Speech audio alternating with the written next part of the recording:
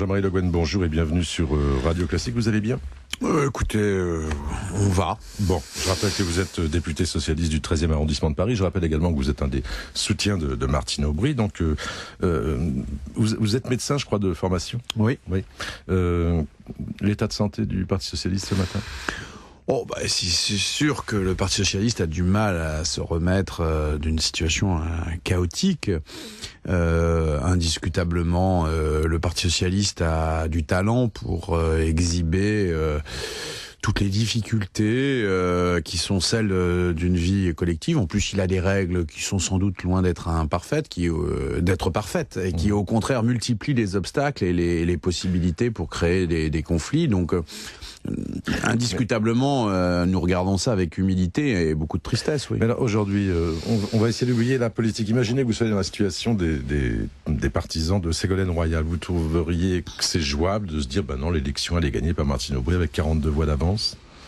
Je pense que c'est l'intérêt de tout le monde de respecter des règles. Si ces règles ne sont pas parfaites et laissent un goût d'amertume, ce que je peux comprendre tout à fait, parce que quand sur 137 000 votants, il y a 42 voix d'écart, on comprend bien que de toute façon, on pourra trouver ici ou là motif à être insatisfait. Et d'ailleurs, réciproquement, la chose est exacte aussi. Donc je pense qu'il faut voir les choses avec un minimum de sentiments politiques, avec une certaine vision des choses. Je crois que Ségolène Royal, qui ne se cache pas de vouloir en 2012 être à nouveau candidate, devrait comprendre que le moment est venu pour elle de faire preuve un petit peu de hauteur d'esprit. Je veux dire qu'elle ne gagnera pas le cœur de la gauche en gagnant par 50,01 des voix. Aubry non plus. Mais Martine Aubry n'est pas exactement dans la même situation. Elle n'est pas sur une orbite présidentiable au moment où je vous parle, et en tout cas, ça ne semble pas être le moteur premier de sa volonté d'être au poste de premier secrétaire du Parti socialiste. Donc voilà, les règles sont imparfaites, vraisemblablement, ne serait-ce que dans leur mise en scène, on le voit bien, je ne peux pas dire le contraire. Maintenant, les règles du jeu ont donné un résultat qui, à mon avis, est globalement validé et sera validé vraisemblablement, je le crois, parce que on va trouver ici telle ou telle insatisfaction et là telle autre de l'autre côté. Il n'y aura pas de troisième vote. Non, je crois que ça serait faire du mal au Parti socialiste. Il y a un moment où il faut savoir, si vous voulez, il n'y a pas une espèce de conquête militaire du Parti socialiste. Ça n'existe pas. Et je pense que d'ailleurs, c'est l'erreur majeure depuis le début de Ségolène Royal. Elle sait qu'elle a une force de conviction, elle rassemble autour d'elle un certain nombre de gens, mais elle sait aussi qu'elle crée une certaine forme de repoussoir pour beaucoup de gens à gauche, au-delà des militants du Parti socialiste. Il ne faut pas se raconter d'histoire. Les sondages le montre, et puis ce que nous entendons autour de nous. Si elle ne comprend pas que son problème, c'est d'abord de quelque part de surpasser tout cela, et si elle veut toujours passer en force, je pense qu'elle ne fait que légitimer les appréhensions qu'elle a vis-à-vis d'elle. Mais c'est un point de vue qu'elle n'est pas obligée de partager. Jean-Marie Le Guen, vous avez lu les journaux ce matin, ça vous intéresse les journaux, alors on lit des choses quand même, c'est assez rare. Les rénovateurs en butent aux apparatchiks, donc j'imagine que c'est vous les apparatchiks. Écoutez, moi je me sens vraiment pas un apparatchik. Pour tout dire, je me sens souvent très proche de positions qui ont été défendues par des gens qui sont aujourd'hui avec Ségolène Royal, que c'est une Manuel Valls ou d'autres. Et donc je ne me sens absolument pas enfermé dans un camp. En plus, j'ai pas pris parti au moment des motions. J'avais refusé et j'avais dénoncé ce congrès que je voyais se réaliser comme étant l'affrontement des uns et des autres. Il se trouve que quand il a fallu choisir entre deux personnes, j'ai pensé que Martine Aubry serait plus de nature à ne pas diviser le parti. Vous voyez franchement que c'est imparfait là aussi comme choix, mais encore une fois, je pense que cette présentation caricaturale que fait Ségolène Royal ne peut amener que des divisions, ce qui n'est pas positif pour l'ambition qui est la sienne. Et alors, je lis encore dans les journaux, pourtant c'est parti suicidaire, Libération, les cyniques en bagarre avec les mystiques, pareil, vous êtes un cynique, les autres sont mystiques. Écoutez, on peut faire toutes les caricatures, elles ont toutes leurs parties de réalité, mais bon, je veux dire, écoutez, c'est facile de se moquer du Parti socialiste, très honnêtement. Non, mais je parle de tous les commentateurs qui le font.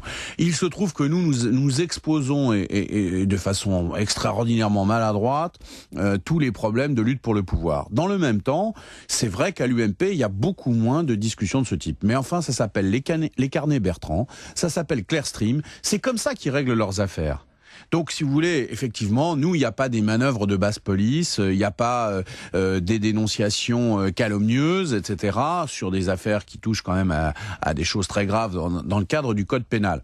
Alors, nous avons des manières de régler nos problèmes qui sont pas parfaites, loin de là, qui s'exposent énormément et donc qui justifient parfaitement les sarcasmes de l'opinion publique et les doutes et les interrogations de ceux qui sont avec nous et qui pensent que nous faisons mal notre travail. Moi, je comprends parfaitement tout ça. Je dis simplement que c'est vrai que le combat politique est souvent un combat pour le pouvoir, parce que c'est le pouvoir de faire, et que dans ce combat pour le pouvoir, il y a des règles. Les nôtres sont loin d'être parfaites, elles sont très exposées à l'extérieur. Je pense que l'UMP n'a pas de leçons à nous donner. Ça ne se passe pas à coup de basse police et de manœuvres judiciaire, ça se passe sur un autre terrain plus exposé. Non, mais je pensais aux militants, parce qu'on a entendu tout le week-end des témoignages de militants qui sont totalement déboussolés. Or, on nous dit il faut un grand parti d'opposition en France, donc on n'en prend pas vraiment le chemin, pardonnez-moi, ce matin, au regard de ce qui s'est passé dans la nuit de vendredi à samedi. Donc, vous y pensez aux militants, vous vous dites comment on va pouvoir recoller les morceaux, si c'est possible d'ailleurs de recoller les morceaux. Je crois que, bien sûr, mais d'ailleurs nous sommes, nous, des militants, et nos militants, nous les voyons... j'allais dire tous les jours en ce moment, et nous sommes en relation avec eux. Je crois très sincèrement qu'il faut maintenant, on est dans un pic de crise, qu'il va falloir en sortir, qu'à partir de là, il y aura la nécessité de rassembler, il y aura la nécessité de rénover. Il est exact, et moi j'ai été un de ceux qui, depuis maintenant des mois et des mois, ont appelé à la rénovation du Parti socialiste. Évidemment, à la fois au niveau des idées, au niveau des hommes et des femmes qui doivent l'animer. Je pense que Martine Aubry aura une responsabilité assez grande de créer cet esprit nouveau. Je pense qu'il faut que Ségolène Royal comprenne qu'elle ne gagnera pas à gauche en cassant le Parti socialiste. Je pense qu'il est légitime qu'elle affirme des positions, et parfois de façon un peu forte, mais il y a un moment où il faut savoir s'arrêter. Je pense que une partie des gens qui sont autour d'elle sont des gens tout à fait remarquables, qui doivent intégrer l'animation du Parti socialiste. Donc il faut sans doute un petit peu de temps. Il faut sans doute que les médias parlent de choses peut-être différentes, de façon à ce que nos plaies puissent cicatriser. Nous sommes dans une période, nous allons rentrer dans une période un petit peu de séance de salle de réveil, comme on dit, après des opérations chirurgicales douloureuses. Et donc voilà, j'imagine que nous trouverons les chemins pour vraiment retisser des liens et une dynamique de travail. Je comprends votre propos, je comprends votre souci aussi. Enfin, vous avez une responsabilité vous-même au sein du Parti socialiste, mais tout de même, entre ces deux femmes qui ont un fort tempérament, vous les voyez se tendre la main dans 8 jours, dans 15 jours, dans 3 semaines, et de prendre acte d'une situation qui est totalement bananière, mais j'ai lu ça aussi dans les journaux. Ouais, je trouve ça tout à fait exagéré. Écoutez, d'abord, c'est pas le problème de deux femmes. Je dirais qu'il faut dépasser ces deux personnes. Je pense que il y a un problème de culture politique réel, c'est un vrai sujet. Il y a un problème de débat de culture politique. Alors, la culture politique de Ségolène Royal appartient sans aucun doute à la gauche. En même temps, elle ne rassemble pas toute la gauche aujourd'hui. Quand je dis la gauche ou le Parti socialiste. Donc là, il y a un problème pour les uns et pour les autres. Il y a nous, le problème, moi qui ne suis pas spontanément adhérent à la culture de Ségolène Royal, il faut que je puisse accepter l'idée que cette culture a une place dans un dispositif général. Et en même temps, il faut que Ségolène Royal comprenne qu'elle ne gagnera pas par l'annihilation des autres. Donc c'est bien dans une composition plus générale. Alors ça c'est le premier sujet pour répondre à votre question.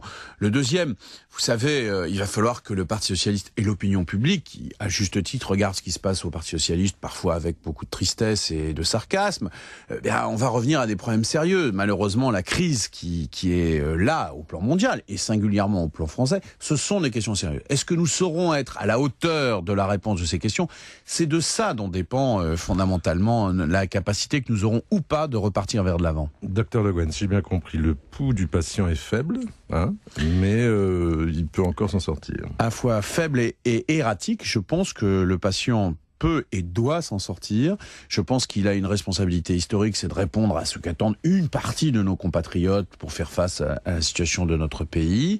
Je crois que il ne faut pas que nous soyons fascinés par notre propre autodestruction. Il faut vraiment que ceux qui ont des responsabilités particulières, je pense singulièrement à Martine Aubry, qui sera, j'imagine, demain premier secrétaire, et Ségolène Royal, qui est une personnalité incontournable du Parti socialiste, prennent sur elle pour regarder un petit peu au-delà de l'horizon de la bataille du congrès du parti, et qu'elles comprennent que l'une et l'autre, et nous tous avec elles, que nous devons nous rassembler pour travailler, parce que ce qui nous manque beaucoup, et ce qui a manqué dans ce congrès, c'est aussi un travail de fond. Donc je pense que d'une crise peut sortir un bien.